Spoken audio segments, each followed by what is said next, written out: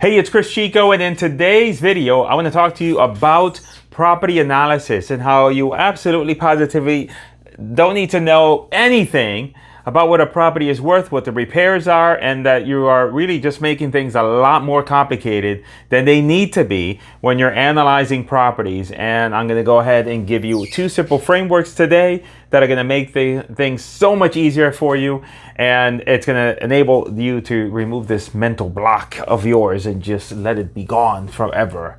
All right, now just remember, there's always one very important thing about this whole entire process, and that's that you have to hit the notification bell and subscribe to the channel. That way you get notified of all the rest of my videos. So anyway, let's get on to the show, shall we? So I'm gonna go real high tech with you today, and we are gonna be using my fancy board here. And there's two methods that I use in order to analyze properties. One is called the Roi Method, and the other one is called the bracketing method, okay? I know you have never heard of those before. Why? Because I made them up. Nobody else calls them this. So these two methods here are the two main methods I use to analyze properties. Now, the ROI method is for income property. All right, income property. The bracketing method is for a fix and flip type of deal. All right. However, the bracketing method can be used for this. Let's talk about the ROI method. And when I talk about income property, I mean a duplex, right? I could mean a triplex. I could mean a quad, okay? Triplex. I could also mean a single family residential house, okay? That the only buyer for that type of property is going to be somebody that's looking to buy the property and put a tenant inside. They are not going to fix it up with the intent of having a buyer purchase it and move into it as their main principal home. That type of house is more of a let's say, for example, you might in markets such as Ohio and Kansas City, where you've got houses that pretty much are worth $75,000. They've been worth $75,000 forever. They're not gonna go up in appreciation. That type of house, the reason why I consider that strictly an income property is because also I look at the end buyer. You know, if you have a buyer that has decent credit, has a decent job, they're not going to buy a $75,000 house in any market. They're going to buy themselves a pretty nice house that they can live in. So anytime you have houses that are at that lower price point, they're always going to be an ROI play, meaning that the only reason somebody's buying them is for cash flow and nothing else. Now, when I tell you the method, when I tell you this ROI method, you're going to say, I'm sure that there's some of you here that are going to say, well, gee, Chico, you're not calculating that properly because you need to have the, you have to take into account the expenses and all this blah, blah, blah. I don't care, okay? This works, okay? If you want to do your thing, you do your thing. Leave me alone and we'll do our thing.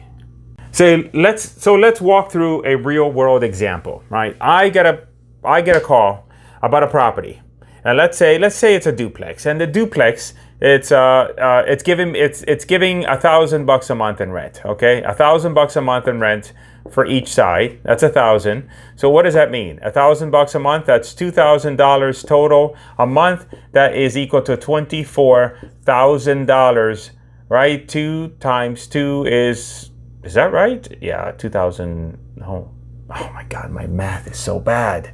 And I got a degree in accounting, and I can't even calculate 2,000 times 12, okay? But I'm going to teach you real estate. That shows you how simple real estate is. So it's $24,000 gross income. All right, so let's say that a seller calls you on this property. You talk to them and you say, well, gee, how much are you asking? And they say, well, I want $160,000. So what we got to do is we got to take that $124,000. We got to take, the $24,000 that they're getting in rent, and we have to divide it by $164,000. Now, there's no way that I'm going to do that. So what I'm going to do is I'm going to use my fancy calculator here, which is $24,000. I know I should do very 164.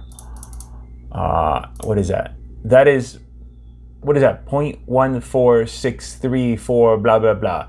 So that's 15%. So what does that mean? That means that he or she is asking for 15% ROI. Meaning if somebody buys it for $24,000 and there's no expenses or nothing, okay, then and they're asking, if they're getting $24,000 a year in rent and they're asking $164,000, then that means that then they're asking for 15% ROI. The way this works is that you have to do a little bit of research. So you're gonna go on Craigslist, right? Craigslist, good old Craigslist. You're gonna go on Zillow. You're gonna type in the zip code as best you can, and you're gonna find out. You're gonna do some research and see what duplexes and triplexes, what are the rents for the duplexes and triplexes, and what they're going for.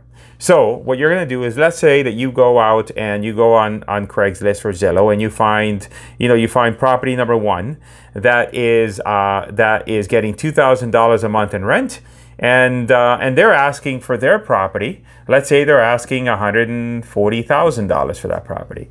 Then you have another one that's asking, let's say that's getting $2,500 a month, and they're asking $150,000, right? And then you got another one that is getting $1,500 a month because they're small units, and they're asking $135,000. Okay, so what does that mean? So now we take those properties here, and we're going to go ahead, and that's what people are asking, right, on the market, out in the open market, on either Craigslist or Zillow. I like Zillow better because then typically those are properties on the MLS. So that's the price that a normal buyer, if they're just out there looking for a duplex and they don't care about dealing with a private owner, then they're just going to go with a realtor. What are their options? So again, these are the monthly rents here, and these are the actual prices that they're asking. So let me calculate that, and I'll put these numbers here. All right, so let's say that now, again, so here are the numbers. So that means that the person asking for $140,000 for a property that's making $2,000 a month. You take the $2,000 a month, multiply it by 12, take that number divided by 140. That means that they're asking for a 17% ROI on that property. The same thing with this one, 20 and then 13. Now remember, our seller that we spoke with wanted 15%. So what is the better deal? Is the better deal here or the better deal here? Well, in this scenario here, for example, we could argue, let's say that this is a really small property, so we're not going to consider that. So let's say we look at these two here, and we say that, well, anybody can go on the MLS right now and buy any of these properties and have a gross ROI of anywhere between 17 to 20%. Now, the seller is asking us for $164,000 for a property that generates $24,000. So it's not that great of a deal because the ROI here is less than the ROI here. You're better off going to the MLS and buying one of these properties here because they're going to be that much better of a deal. So now how do we then, so right now initially, if we know what these numbers are, and once you do your research, you do this a couple times, you'll know that, hey, generally speaking, duplexes and triplexes and quads out in the marketplace, people are asking, anywhere, let's say 17% gross as an example, right? Or let's say 18% gross, that's the average, right? So then now you know that when you talk to this person and they're offering a property and with a return on investment of 15% gross, that means that their deal is not that great. So then now where do you go from there? Well, you know that there's a gap there. So then now how do you bridge that gap? And how do you make your offer on this property without even looking at any comps? You just know after a while, you're going to know what the ROI is and what properties will sell for. What we're going to do is now, let's take a look at this number. If most people can get a good deal on the MLS of 18%, then you want to do is you want to offer them a better deal. You want to say to them, look, I've got better deals than you can get on the MLS. So what would that mean? That means that they would be able to have a deal in their hands that perhaps is a 20% ROI, right? So in other words, they could go to the MLS, but if they come to you and pick up one of your deals, they're going to make 20% ROI. They're going to do better. So then now that means that if you know that, hey, out in the marketplace, whenever I have a property for sale, an assignment of contract, and I'm looking to assign a duplex, triplex, or quad, I know that if I have something at 20%, then I can move that all day long. Then now that means that you have to pick it up, right? You have to buy them, let's say at 22%. You have to buy them at 22%, and then you're going to make your money off of this spread here. All right, so what does that mean when you're talking with this seller? Well, what that means is that now you're gonna need to you're gonna need to make the offer for this seller at 22%. So how do you make that offer? Well, let me show you in my fancy calculator. Here's how we do that. We take the rent he was getting $2,000 a month, and you take that and you multiply that by 12. So you get 24,000. Now you know that in your market, you're gonna have to get these properties at 22%. So divided by 22%, what does that mean? That means that you need to make an offer of 109,000, right? 22% is 109. So what does that mean? 22% is 109K. Now you know that you can sell these all day long. It's 109K. You know that you can sell these all day long at 20%. So you take the, now you take the 24,000, and then you take and you divide it by 0.20, and what do you get? You get 120. You see? So 20% is $120,000, right? 120K. So that's your spread. Your spread is the difference in the ROI of what people are willing to spend, what people are willing to spend on the property to get a particular gross ROI, and what you're able to pick up that property. That spread, the 2%, equates to, in this scenario, $11,000. And that's how I'm able to, on the fly, once I know my metrics, and every market is different. And sometimes the markets have sub-markets, meaning that, if you're in a really crappy area of town, then they won't buy properties unless they're getting 25% ROI. Why? Because the tenants are not going to pay rent. They're going to have to do many more evictions. And so you have to learn and understand those nuances. But once you know those, then you can very quickly talk to a seller, and they say, I'm looking for XYZ, and you do the calculations, and the seller says to you, and this number, let's say as an example, the number happens to be 18%, 18%, right, as an example. Then now you know that, hey, okay, well, I know I gotta buy at 20. I know that I can sell at 20. I need to buy at 22. So then that means that I got 4 percentage points that I gotta make up. And so then that's how I analyze any and all cash flow properties. Very easy. There's no comps. Comps are very difficult when you're trying to do comps on duplexes and quads because the rents all differ. So all you do is you just calculate what the rent amount is, and you compare that against what the market out there is selling, and then you make your spread on the percentage. So let me know if you have a question about this. Now some of you might say, well, gee, Chico, that's not accurate because you're not taking into consideration the different costs. Net operating income is what you should be discussing. But it doesn't matter. Why? Because I'm analyzing it. If I was switching from a gross ROI to a net ROI and going back and forth, no, that wouldn't work, because now I'm comparing apples to oranges. What I'm doing is I'm always across the board comparing the gross ROI. And this always works in every single market. And this is especially great for virtual wholesaling because you don't have to worry about specifically knowing what the comps are and what they're going to sell for. And I call this my ROI approach. Love to answer any questions you have about this, and this is my favorite way of analyzing income properties. Now let's talk about the bracketing method that I wrote up here. I got to erase my board. Now the bracketing method is going to presuppose that there's a bit of commonality between all properties in a given area that need repairs. Meaning that for the most part, if you're selling properties that are built in the 1960s and are older properties that need work and haven't been updated, that generally speaking, all those properties are selling out in the marketplace, all needing about the same type of repairs, and that when you look at the comps and what investors are paying, then you can assume that the amount of repairs are pretty much the same across the whole spectrum, right? So then now, with this particular method, the bracketing method, it does require that the data that you look up be presented in a particular way. And the website that I use for this is a website called Real Estate ABC. I'll write it down here. It's called realestateabc.com, or maybe somebody can write it down in the comments here. So let me explain to you how this works. So with the bracketing method, all right, the bracketing method, you're going to go to realestateabc.com. You're going to punch in the property, and you're going to get and you can do this with RealQuest too as well. You're going to go ahead and see a list of properties that are available for sale, right? So you have comp number 1 and then all the way down to, let's say, comp number 20. And what you're going to do is you're going to sort this list by sales price. And when you sort this list by sales price, you're going to have the properties that have sold for the most money up at the top and the properties that have sold for the least amount of money at the bottom.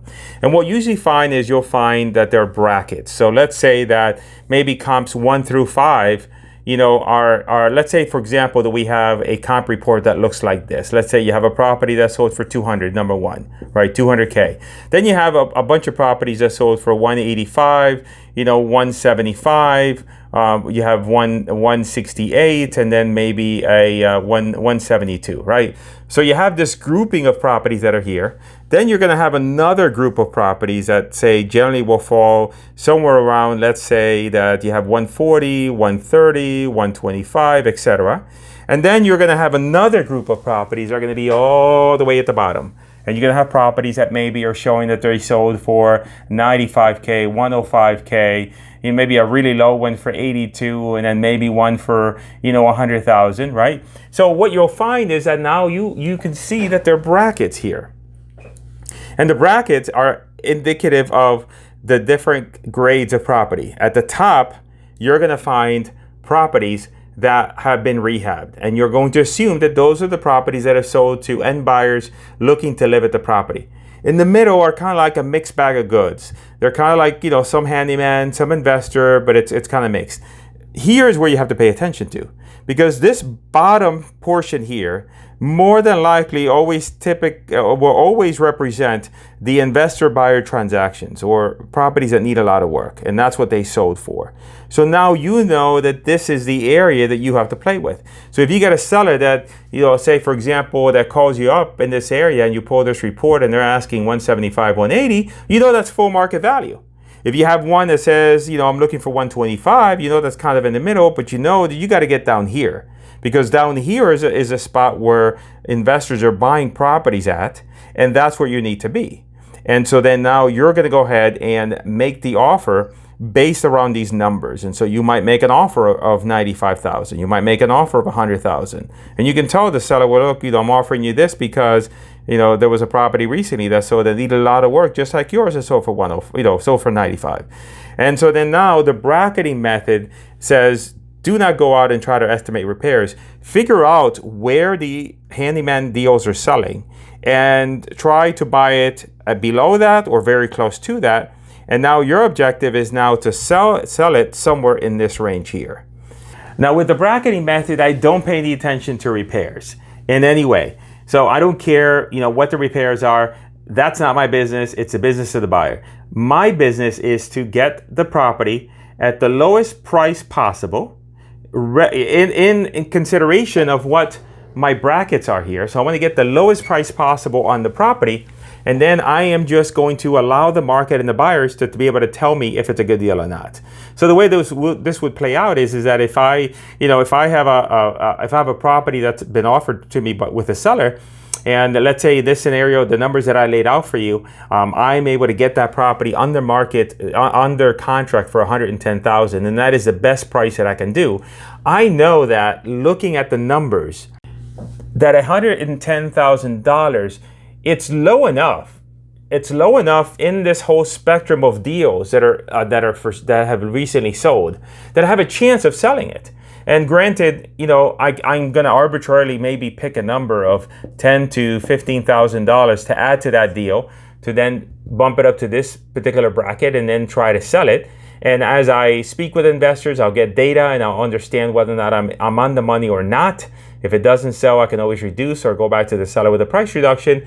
But here is basically my method for analyzing properties. It's either the bracketing method or the ROI method. I do not in any way ever have estimated repairs or done any sort of other analysis other than this. And remember, our game is a game of percentages. I always say that if you're a real estate investor and I ask you, well, gee, how many deals did you put on the contract this month and how many did you sell? And you said, Chico, I put 3 deals on the contract and I sold all 3. Then I will tell you that you lost money. because what should have happened is you should have put 6, 7 deals on the contract. You sold 3. You had another one that sold that you had no idea why it sold, but it sold and you made money from it. And the other 2, 1 you ended up having to cancel, 2 you ended up having to cancel. Then the other one last one, you went back to the seller, got a price reduction, worked with the buyer, and you were able to get it sold. So you have to play it looser. Now, mind you, I want you to make sure that I am not in any way giving you legal advice. You got to make sure you have your contract and your paperwork and everything is tight, all right? However, though, what I'm asking you to do is I need you to play it a little bit looser. I need you to play it not with the intention of you're going in there and you're trying to analyze the hell out of every property. Your decision around the property is really one thing and one thing only. Is this a property that I think I should take a chance on in doing something with? And if so, then put it on the contract. And that's it, bottom line. That's really the decision that you need to be making. Again, I'm gonna make sure that I gotta give you my lawyer spiel. You gotta make sure that you follow the right laws and procedures in your local county, blah, blah, blah.